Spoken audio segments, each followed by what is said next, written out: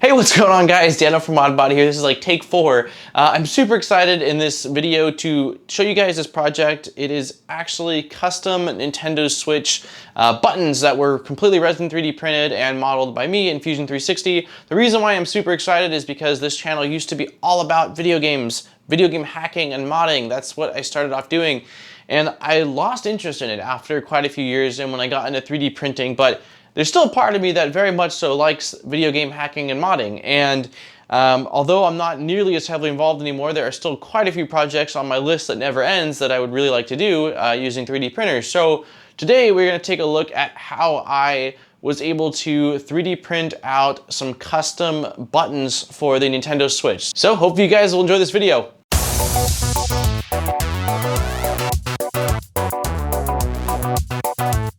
I got a Resin 3D printer, my first Resin 3D printer about 4 or 5 months ago, which opened up a world of possibilities for things I was not able to do before.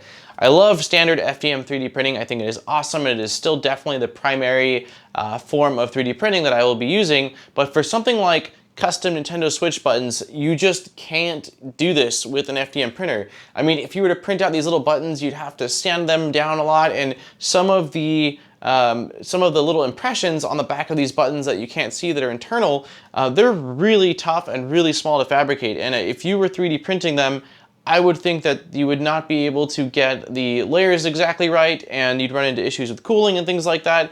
So once I got these Resin 3D printers and I got them all dialed in, I started thinking about the things I could do with these machines that I wasn't necessarily able to do with the awesome FDM printers I've been using. And one of the first things I thought of was, you've got to do custom controller for the JoyCon. This is something that when I was doing a lot of video game hacking and modding before, I was always doing custom controllers, whether it was the faceplate, whether it was installing rapid fire for shooters, whether it was buttons, stuff like that. And so I think this turned out absolutely awesome. These are fully Resin 3D printed buttons that I modeled myself. So first here, I'm going to go ahead and kind of explain to you guys my operation of how I was able to do this. So I had to take apart the Joy-Cons, which I have not worked with very many electronics that are that small. I've repaired a few iPhone screens in my time, but the Joy-Con, even with the watching a video, there is a lot of tech and a lot of shit going on inside of there, from little ribbon cables to screws everywhere to just really things you gotta be delicate with. And I'm a lot of things, but being delicate and gentle with things is not really in my vocabulary. I think anyone would describe me as a gentle, delicate person. It was tough taking everything apart. I did have a really cool not video, but a like teardown guide that I found online that I was able to use that helped a ton. So I went ahead and tore down everything. I used a tiny little plastic container to store all the parts in. I've definitely learned from my past experiences that when you're taking apart small things, they all need to go into a tray, whether it's like an ice cube maker or something, but put all your parts in one place because you will lose them, and I lose tons of things. So I put them all in a tray, and then I went ahead and was thinking to myself, the inside, the buttons have little kind of legs that allow them to slot into place, and they're all unique from each other, so that way one button only fits in one slot, except for on the arrow keys, but that doesn't really matter. Either way, it would have taken me quite a bit of time to be able to just model them from scratch, because getting those curved angled pegs correctly or just right when there's really small tolerances just would have been really tough. So I started thinking, and I remembered that I had seen people actually 2D scan a 3D print or a 3D part and import that as a starting point. And so I thought to myself, this is a perfect example of a time when I should do this. So I went ahead and I hooked up my 2D printer, which got a lot of dust, it's been in the closet, and I put the buttons where the backside that had that impression was face down on the scanner. I scanned that over to the computer, which I was then able to open up in Fusion 360. So now I've got the back shot of what this button's impression is supposed to look like.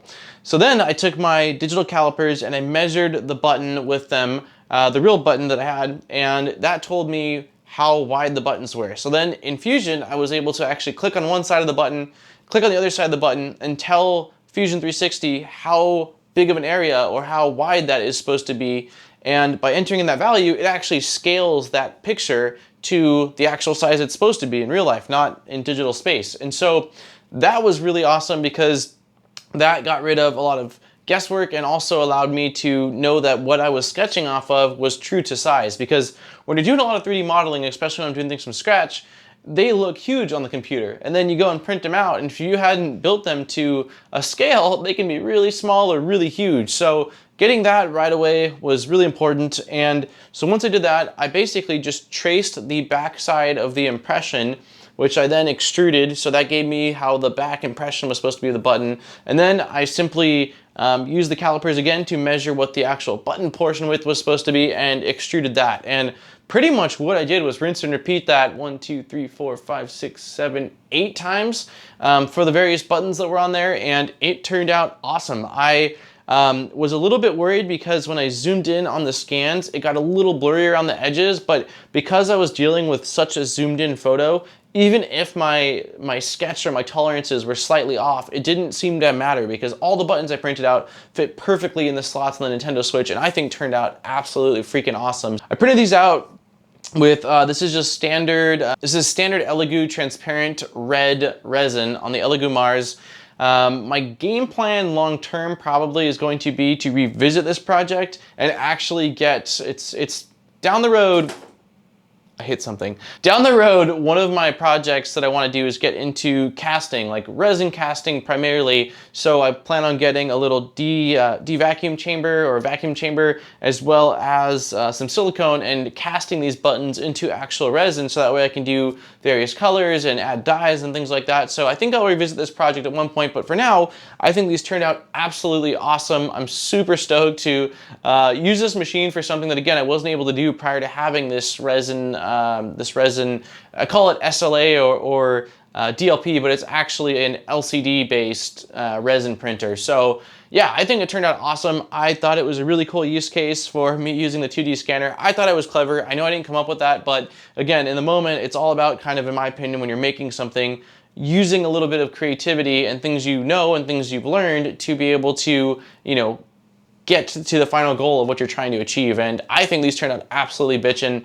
Let me know what you guys think in the comments down below. If you've got any ideas for other projects you'd like to see, I've got a huge list, but I'd always like to hear what you guys would like to see next. So if you want to support the channel more, Patreon links will be down in the description below. I've got some really cool rewards. Don't forget to like and subscribe if you're not already. I've got a ton more content coming your guys' ways, and hopefully you will be super excited to see some of this stuff because I've got a lot of little projects, and projects are always fun. That is one of the main things I used to do, was work on these crazy projects, show them to you guys, and you guys would criticize them or tell me how awesome they were and give me feedback. And so trying to get back to a little bit of that stuff as well, along with everything that we've been doing, of course. On that note, I look forward to seeing you guys in my next video. This has been Daniel from ModBot, and I am out. Peace, guys.